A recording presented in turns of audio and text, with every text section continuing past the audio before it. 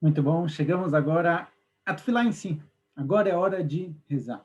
Nosso Hassid, depois de toda a preparação que ele teve, depois das brachot do Kriyat Shema, depois do Kriyat Shema em si, a brachot de depois do Kriyat Shema, ele está pronto para rezar. Agora o Haver explica um pouquinho como funciona a Tefilá judaica, no sentido de como ela é construída. Por que ela foi feita justamente dessa forma? Agora, a Tefilá que a gente tem hoje em dia, conhecida como Shmona Esrei, a Tefilá de Amidá, que se reza de pé, ela foi escrita por Anshe Knesset Agdolá. Anshe Knesset Agdolá era um grupo de sábios e de profetas que viveram no começo do segundo Beit HaMikdash. E aos poucos, eles viram que a profecia estava sumindo. A profecia estava desaparecendo do mundo. E a priori, para que a reza seja completa, para que a reza seja feita da forma correta, ela precisa ser feita por um Navi. Precisa ser feita por alguém que já teve um contato direto com a Kadosh Baruch Hu. Alguém que pode falar diretamente com Deus e fazer pedidos é alguém que já ouviu Deus falando com ele. Então, esses profetas, esses sábios, definiram para a gente quais são as brachot a serem feitas na Tefilá. Antes de Anshe Knesset Agdolá, na época do primeiro Beit HaMikdash, as tefilot eram um pouco mais liberadas, digamos assim. Elas eram um pouquinho mais flexíveis, cada um podia rezar na linguagem dele. Mas Anshe Knesset Agdolá, eles viram que aos poucos o povo estava se distanciando, a nevoada estava começando a sumir, as vontades, os desejos do povo começaram a mudar, então eles entenderam que é preciso decretar uma linguagem específica. É preciso decretar uma tefilá na qual todo o povo vai falar ela. As línguas se perderam, mesmo a linguagem, mesmo o hebraico, o Lashon HaKodesh, que eles sabiam falar durante os 70 anos de Galut, que eles estavam no exílio na Babilônia, o hebraico foi se misturando com outras línguas. A gente olha daqui para frente, quando vai ser escrita a Gemara, lá para o fim da época do a Mishnah e depois a Gemara, já depois do primeiro do segundo Beit HaMikdash, a gente vê que a língua hebraica já vai misturando com outras línguas, já vão aparecendo palavras que não são originalmente palavras hebraicas, e você vai misturando também com aramaico. Eles viram uma necessidade de que as palavras a serem ditas na Tefilá fossem pré-definidas. Obviamente, cada um ele pode colocar dentro dessas Tefilot o tom dele, o sentimento dele, as necessidades dele, mas as brachot, de forma geral, já estão pré-definidas. Ótimo. A Tefilá, ela é dividida em três partes. A Tefilá da Amidá é dividida em três partes. A primeira parte da Tefilá são as três primeiras brachot. Nelas, a gente meshabeach, nós louvamos a Kadosh Baruch Hu.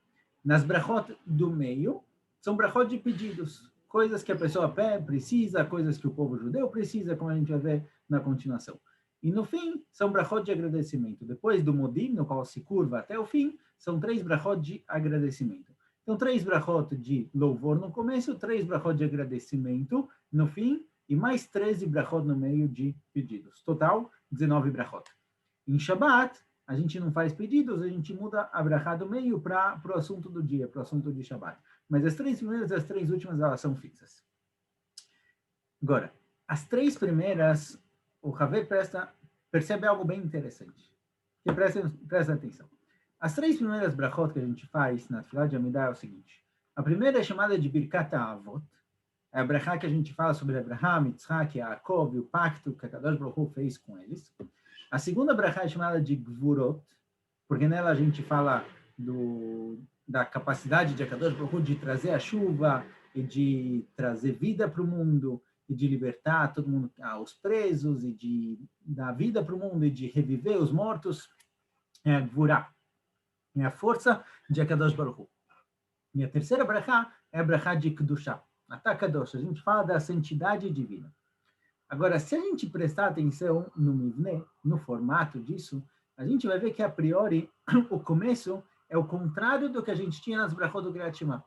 Nas brachot do Kriyat Shema, a gente começou com Yotzer HaMeorot, que fala sobre a natureza, sobre a força natural que a Kadosh Baruch Hu colocou no mundo, a força que ele se revela no mundo através da natureza. Na segunda brachá, antes do Kriyat Shema, a gente falou sobre isso que a Kadosh Baruch Hu ele se revela através da Torá e do povo judeu. A priori, no começo da Tefilá, a gente inverte. A gente começa primeiro falando de Brit Avot, do pacto feito com Abraham, Isaac e Yaakov, do pacto que Kadosh Baruch Hu fez com o povo judeu, com Abraham e os seus descendentes, e depois a gente fala de Gvurot Kshamim, sobre a chuva, sobre a ressurreição dos mortos, sobre várias questões que são naturais, são questões que aparecem depois, em algum momento, na natureza, em que a Kadosh Baruch Hu se revela em causas naturais. Por que isso mudou? O que aconteceu aqui? Então, a ideia é a seguinte. No começo, a gente falou que tem duas formas de se aproximar de Akadosh Baruch Hu, de reconhecê-lo. E essas duas formas, a priori, existe a forma mais geral e a forma mais particular. A forma mais geral é através da natureza. Qualquer pessoa que parar para olhar a natureza e prestar atenção, ele vai chegar nessa conclusão de que existe alguma coisa por trás, existe alguma coisa que criou esse mundo no qual a gente se encontra. A perfeição da natureza, a evolução do ser humano, o modo como ele funciona, o modo como os órgãos funcionam. Alguém tem que ter planejado isso. Não pode ter acontecido ao acaso.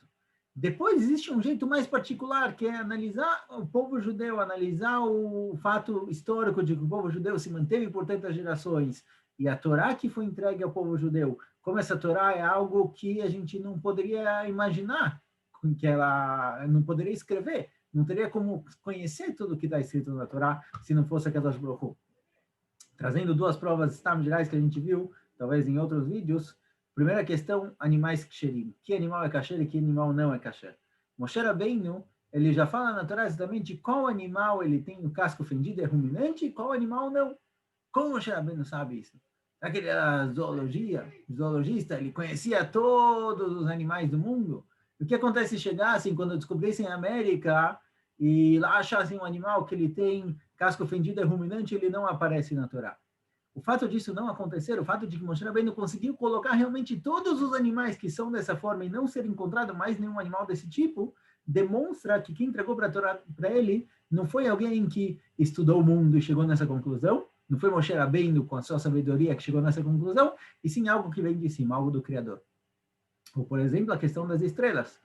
Uma das brachot que aparecem para Avraham Avinu, para Moshe Rabbeinu dar para o povo judeu, fala que o povo judeu seja como as estrelas do céu e como a areia do mar, a areia da praia, que rolayam.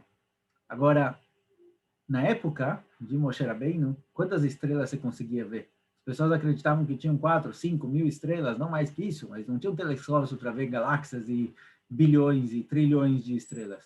Como é possível comparar as estrelas do céu com o pó da areia, com a areia do mar? Como faz essa comparação? 5 mil com um número infinito? Como você pode falar uma brachá dessa? Como Moshe Rabbeinu pode dar uma brachá? Como Avraham Avinu pode receber uma brachá dessa? Moshe Rabbeinu escreveu na Torá que o povo judeu seja como as estrelas do céu e como a areia da praia. Não dá para comparar os dois. A grandeza é completamente diferente. Entendeu?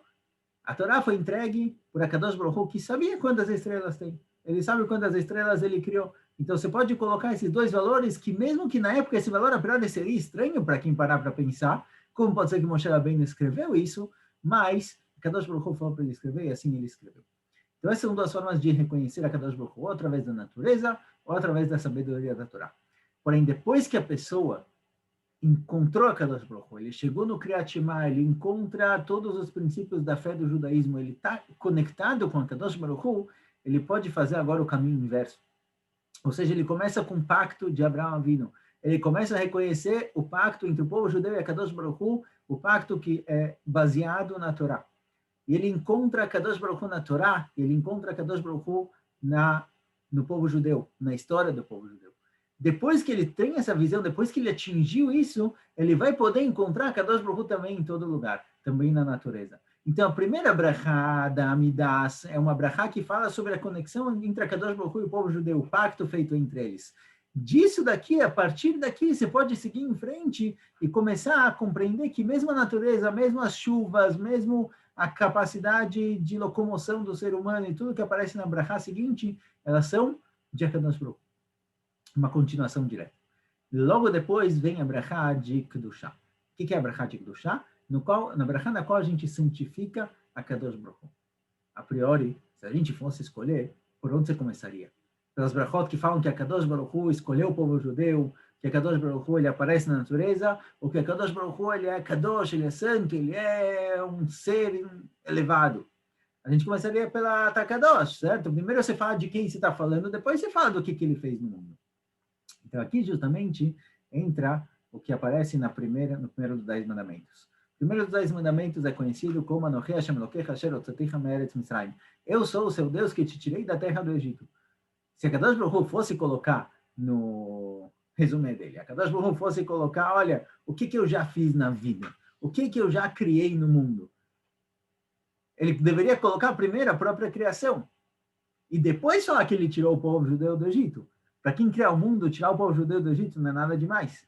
Por quê? Quando a Kadosh Baruch Hu vai falar, olha, quem sou eu? Porque quando ele vai se apresentar no Ri Hashem Elokecha, eu sou seu Deus, quem sou eu? Por que ele fala, eu tirei vocês do Egito? Ele podia falar, eu criei o mundo. Ele podia falar, eu fiz tudo o que existe. Eu criei vocês. Falar, eu tirei vocês do Egito é algo mínimo. Por que isso acontece? Então, porque a Kadosh Baruch Hu, se ele falasse, eu criei o mundo, o povo judeu ia poder falar, olha, não estava lá, não sei, você está falando para mim, está ótimo, não te conheço. Você está falando que você é o Deus que criou o mundo, está ótimo, a gente vai aceitar, você está falando, não tem por que não, mas eu não estava lá, meus pais não estavam lá, ninguém estava lá. Primeiro a gente começa pelas coisas próximas à pessoa. Primeiro a gente começa, eu sou seu Deus que te tirei do Egito. Ah, você que me tirou do Egito? É verdade, eu estava lá, eu vi, eu participei desses milagres.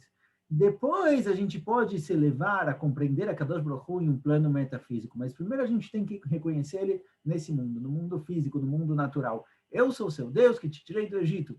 Eu sou a Kadosh Baruch Hu, que eu fiz um pacto com o povo judeu, Abraão, Isaac, Jacob, e eu apareço na história judaica, e eu sou aquele que protege o povo judeu, e o fato de Am Israel ter sobrevivido na Galut, perseguido por todo canto por 2000 anos, representa que tem algo além aqui, do famoso segredo da eternidade do povo judeu.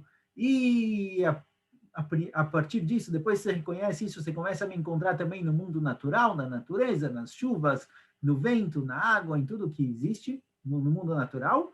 Depois que isso está firme dentro de você, depois você reconhece a existência de Kadosh Baruch Hu, aí a gente pode passar para um plano metafísico, a gente pode passar para um plano filosófico, de que Kadosh Baruch Hu, ele é santo, ele é especial, ele é diferente da criação, ele é algo que está acima. Mas primeiro você precisa ter uma conexão real. Depois você pode tratar de assuntos abstratos. Então, primeiro a gente começa com Birkat Avot e Birkat Gvurot, a brachá sobre os avot e a brachá sobre Gvurot Shamim, sobre a força que a Kadosh Baruch Hu tem nesse mundo, nas chuvas, em tudo que acontece no dia a dia, em tudo que acontece na natureza.